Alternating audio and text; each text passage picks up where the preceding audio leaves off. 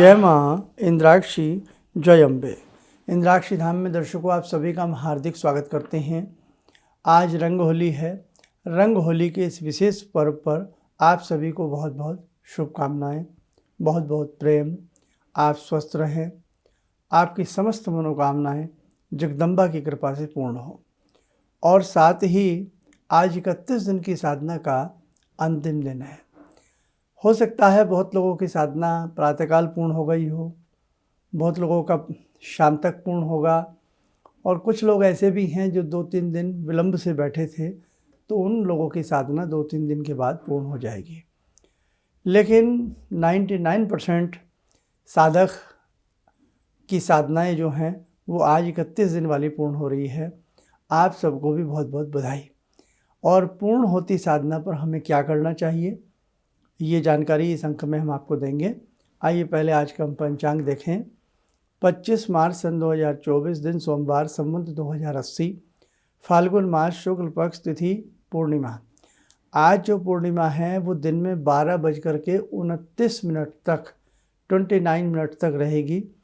नक्षत्र उत्तरा फाल्गुनी, राहु काल 7:30 से 9, दिशा शूल पूर्व दिशा। और कल से वैसे तो 1 बजे 12:30 बजे के बाद से ही चैत्र लग जाएगा, लेकिन मुख्यतः कल भोर से चैत्र का महीना भी प्रारंभ हो जाएगा।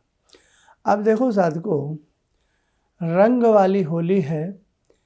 रंगों का हमारे शरीर के ऊपर एक बहुत ही सुंदर साइंटिफिक प्रभाव पड़ता है। जितने हमारी आँख रंग सुंदर सुंदर देखती है, उतना ही हमारा मन प्रफुल्लित होता है।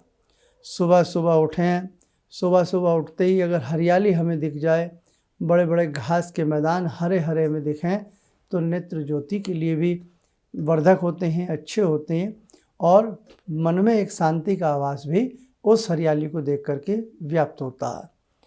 होली में संदेश है, रंगों का अपना एक आधार होता है, रंगों का एक अपना समय होता है।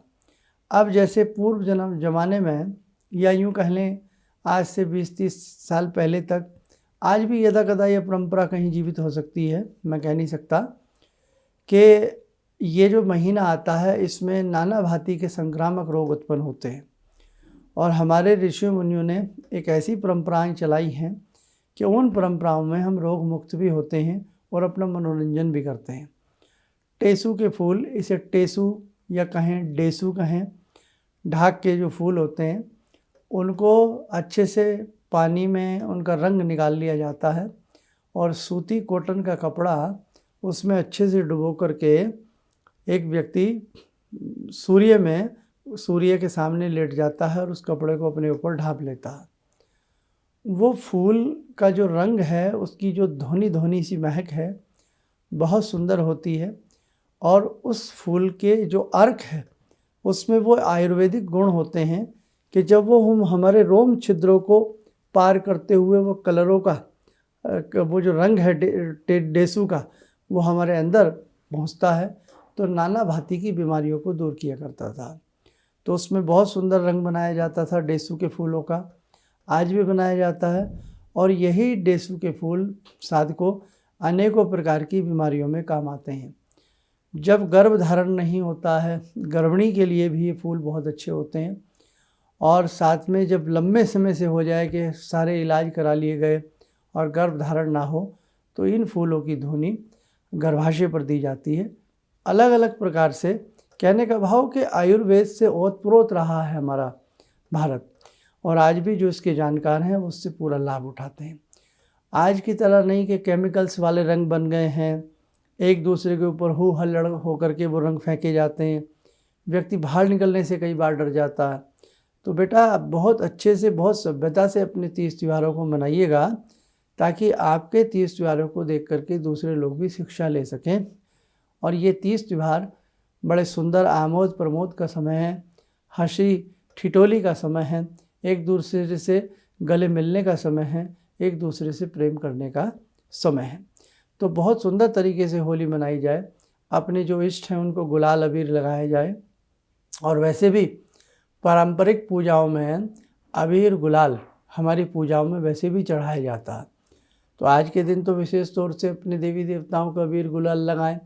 अपने घर की चार दीवारी पर मेन गेट पर 3 गुलाल की लकीरें पतली पतली सी संध्या के समय या सुबह के समय किसी भी समय खींच दें, भावना से कि कोई भी नकारात्मक आसुरी प्रवृत्ति हमारे घर में प्रवेश न कर सके। तो कहने का भाव बेटा, जितने अच्छे से हम अपने 30 दीवारों की गरिमाओं को रखेंगे उतना अच्छा है। और होली की राख के बारे में बड़े ही भ्रमात्मक तथ्य हमने सुने हैं। 2-3 दिन में हमें फ़ोन आए, हमें बताया गया कि बहुत लोगों ने, बड़े बड़े मूर्धन्य लोग डरा रहे हैं कि होली की राख घर में ना लाएं, होली की राख में प्रेत बैठे होते हैं, भूत बैठे होते हैं। अरे आपको मालूम है कि होली जो जलाई जाती है, क्या आपको लगता है कि आज भी उसमें प्रहलाद और होली बैठते हैं? अरे भैया, ये तो एक बहुत प्यारा यज्ञ है। इस यज्ञ की विधि विधान आप पहले पढ़िए, पहले समझिए, तब लोगों को डराइएगा। तो खैर, मेरा भी मंतव्य नहीं है इस पर विचार देने का। लेकिन बेटा, अगर कोई भी कहीं विधि विधान से होली को बंगाला जाता है, होली को जलाया जाता है, तो उसे इस भावना से नहीं जलाया जाता कि इसमें प्रहलाद बैठे हैं, इसमें होली बैठी है। नहीं साहब, ये तो एक यज्ञ होता है, एक सामूहिक यज्ञ होता है। नवा अन्न उसमें अर्पण किया जाता है। अगर ऐसा हो, होली उसमें हम जला रहे हों, तो उसमें हम नया अन्न क्यों लगाते हैं? फिर हम उसकी पूजा क्यों करते हैं? हम बरकुल्ले क्यों चढ़ाते हैं? हम गुड़ क्यों चढ़ाते हैं? हम आटा क्यों चढ़ाते हैं? हम उसमें दीप क्यों जलाते हैं? अग्नि संस्कार क्यों करते हैं? हम उसमें ईख गन्ना क्यों भूनते हैं? अरे मालूम ही नहीं है लोग बागों को। जो जिसके दिमाग में आ रहा है वो वैसी ही अनगढ़ बातें कर रहा है। तो ख़ास तौर से हमारे से जुड़े जितने भी साधक दर्शक हैं, अगर आप होली की भस्म घर में लाए हैं तो बेटा कहीं भी कोई डरने की ज़रूरत नहीं है। इन लोगों ने ना कोई विधान पढ़ा है, ना कोई चीज़ पढ़ी है। इनको सिर्फ यही मालूम है कि इसमें आज तक होली ही जलती आ रही है। अरे बेटे, ये एक विशेष प्रकार का ये यज्ञ है, तो इसलिए इसमें कितने द्रव्यों को होमते हैं, कितनी आहुति होमते हैं, और किस प्रकार से उसमें नारियल गिरी, गोला गिरी, अगर तगर, नाना भांति के द्रव्य डाले जाते हैं। वो तो एक यज्ञ वाली भावना उसमें होती है, न कि कोई उसमें आसुरी प्रवृत्ति वाली भावना होती है। और क्या आपको लगता है कि उसमें आसुरी प्रवृत्ति जल करके मरेंगी? आसुरी प्रवृत्ति क्या करेगी उसमें अग्नि में बैठ करके? तो इसलिए ध्यान रखना मेरे बच्चों, वो उस समय की बात रही है, वो एक बात थी। लेकिन आज जो ये होली का दहन किया जाता है, ये उपमा है होलिका और प्रहलाद के रूप में, लेकिन ये एक विशेष प्रकार का यज्ञ की तरह होता है। लेकिन हमने पहले भी कहा कि जहाँ विधि विधान से इस प्रकार का यज्ञ किया जाता हो, उसकी भस्म बेधड़क आप अपने मस्तक पर लगाइए, अपने घर में लाइए। किसी प्रकार का कोई डर नहीं है। और ये नए नए लोग न जाने कहाँ से इस साल इतने सारे उत्पन्न हुए हैं कि इस प्रकार की बातें भ्रम फैला करके और बल्कि लोगों को डरा रहे हैं। ऐसा तो होगा तो कल को आप होली जहाँ जलती है वहाँ तक लोगों को जाने नहीं देंगे, वहाँ तक डरा देंगे। अरे यहाँ भूत प्रेत आ जाएंगे, इसमें आसुरी प्रवृत्ति आ जाएंगी। तो बेटा ऐसा बिल्कुल नहीं है। आप बिल्कुल किसी प्रकार से ना डरें, बल्कि भगवान की कृपा है, वहाँ भगवान आपके ऊपर कृपा बरसा रहे हैं। उसकी बल्कि होली जब दहन की जाती है, उसकी परिक्रमा की जाती है, और परिक्रमा करते करते हरे रामा हरे कृष्णा हरे गोविंद मुरारे ओम नमो भगवते वासुदेवाय नमः, इस प्रकार के उचित जो वैदिक हमारे सुंदर सुंदर मंत्र हैं, उनका मंत्रों का गुणगान किया जाता है। तो जहाँ इस प्रकार के मंत्रों को गुणगान किया जाता हो, होली को प्रणाम करके जल अर्घ्य दे करके होली को दहन किया जाता हो, तो वहाँ आसुरी प्रवृत्तियों का क्या काम? आया समझ में मेरी बात? तो इस प्रकार से ऐसी जो भी वीडियो आपके सामने प्रस्तुत होती हो, उस भ्रम में बेटा बिल्कुल मत आ जाना। चलिए, अब देखो, आए होली का त्यौहार है, लेकिन ये सारी बातें समझाना भी हमारा कर्तव्य बनता है। हम नहीं समझाएंगे तो ये लोग तो आपको हमेशा डराते ही रहेंगे बेटा, उल्टी सीधी बातें बता करके। अब देखो, 31 दिन की साधना जिन जिन साधकों की बहुत अच्छे से पूर्ण हो चुकी है, उनके लिए मैं एक वक्तव्य दे रहा हूँ।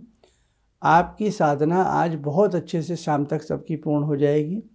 कल चैत्र का महीना है, जगदम्बे का आशीष शुरू हो जाएगा, क्योंकि प्रथम नवरात्र हमारे जो चैत्रीय नवरात्र होते हैं, जब हमारा संवत बदलता है, हमारा नया साल बदलता है, उसमें ही भगवती का आशीष हमें प्राप्त होने लगता है। तो कल या आज ही शाम को किसी भी मंदिर में जाकर के भवानी को धूप दीप फूल आदि चढ़ा करके प्रणाम कर लेना। हे भगवती, आपकी कृपा से ये 31 दिन की हमारी साधना हुई है और आपने ही इसके ऊपर कृपा की है जो ये पूर्ण हो चुकी है। आप हमें शुभ आशीष प्रदान करें, हमें अपने चरणों में रखें, हमें अपनी शरण में रखें और भविष्य में हे जगदम्बा हम यूं ही आपकी चरण शरण में लगे रहें और हम इस प्रकार की साधनाएं करते रहें।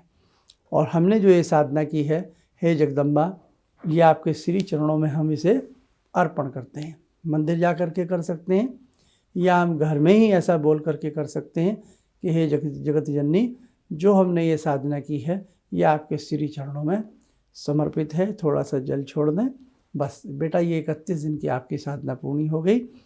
और यदि इसमें जो स्तुतियाँ आप पढ़ रहे थे, आपका आगे मन हो कि हम ये स्तुतियाँ उसमें रोज़ भी पढ़ लिया करें अपनी दैनिक साधना में, तो उन स्तुतियों में से जो भी आपको अच्छी समझ में लगें या आपके पास समय की जैसी मात्रा हो, उस हिसाब से आप अपनी स्तुतियों को कर लिया करें। बिल्कुल भी घबराने वाली बात नहीं है, ठीक है।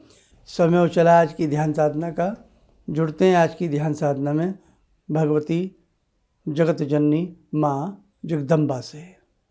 ॐ सिन्दूरारुण विग्रहां त्रिनयनां माणिक्यमूलस्फुरात् स्तारानायकशेखरं स्मितमुखी वापेन वक्षोरुवां पाणिभ्यामलपूर्णरत्नचषकां रत्नोत्परां बिभ्रति सौम्यां रत्नघटस्थरक्तचरणां ध्यायेत्पराम् अम्बिकां खड्गं चक्रगदेषु चापपरिगान् शूलम्बुशुण्डिं शिरा शङ्खं संदधतीं करे स्त्रीनयनां सर्वाङ्गभूषावृतां नीलासमद्युतिमास्य पाददशकां सेवे महाकालिकां यामास्तो स्वपितैर्हरो कमलजो हन्तुं मधुं कैटवं विद्युद्दामसमप्रभां मृगपते स्कन्दस्थितां भीषणां कन्या विहकरवालखेटविलसा धस्ताविरासेवितां हस्तैश्चक्रगदाशिखेटविशिखां चापं गुणं तर्जनीं विप्राणामलिलात्मिकां शशिधरां दुर्गां त्रिनेत्रां भजे। कवच बना लें, ध्यान करें, जगदम्बा का शुभ आशीष हम सबके ऊपर बरस रहा है।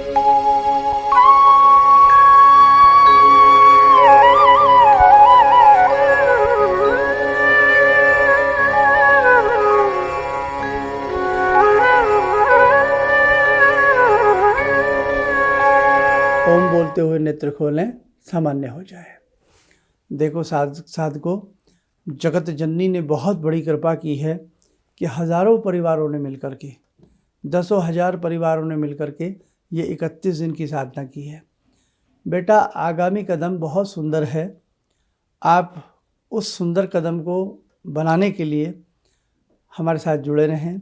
अधिक से अधिक लोगों को इस बार की जो अगली साधना का पड़ाव होगा, भी रुक करके करेंगे, जो अगली साधना का पड़ाव होगा उसे आप बहुत अच्छे से करें। नवरात्र आ रहे हैं, नवरात्रों में आप लघु अनुष्ठान कर सकते हैं गायत्री का। नवरात्रों में आप पूर्ण अनुष्ठान भी गायत्री का 40 दिन का प्रारंभ कर सकते हैं। नवरात्रों की क्या विधि रहेगी, नवरात्रों में कैसे कैसे पाठ विधि का संयोजन करें, सारी जानकारी हम आपको अपने इस प्लेटफॉर्म के माध्यम से देते चले जाएंगे। चलिए, आप सब स्वस्थ रहें, सुखी रहें। इन्हीं शुभकामनाओं के साथ हम अपनी वाणी को विराम देते हैं। जय जय अम्बे। गुरुजी, मैं गुवाहाटी से आई हूँ और मैंने टीवी में ही आपका प्रोग्राम देखा था जिसमें आपने मुझे, मतलब मैंने सुना था, उसमें आपने हिरण्यहंस सूर्य को देखते हुए बताया था 3 माला करने के लिए। वो मैंने जब से शुरू किया,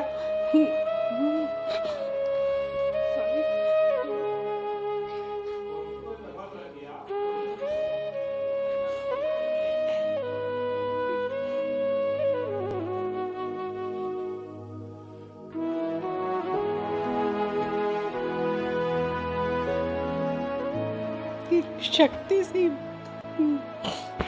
मैं बहुत मुसीबत में रही हूँ, एक पावर सा मेरे अंदर आया और मुझे एक नेगेटिविटी दूर हुई और मतलब मैंने ऐसा फील किया कि मैं उस प्रॉब्लम को फेस कर सकती हूँ और अभी भी मतलब कंटिन्यू है मेरा वो, तब तक शायद जब तक मेरा जीवन रहेगा, जब तक मेरी प्रार्थना पूरी ना हो जाए। Thank you so much. किसी भी समस्या के समाधान के लिए मिले प्रसिद्ध हस्तरेखा एवं वास्तु विशेषज्ञ प्रोफेसर धर्मेंद्र शर्मा जी से। नोट: शिविर में भाग लेने हेतु एवं व्यक्तिगत रूप से मिलने के लिए कॉल करने का समय सुबह 10 बजे से शाम 6 बजे तक।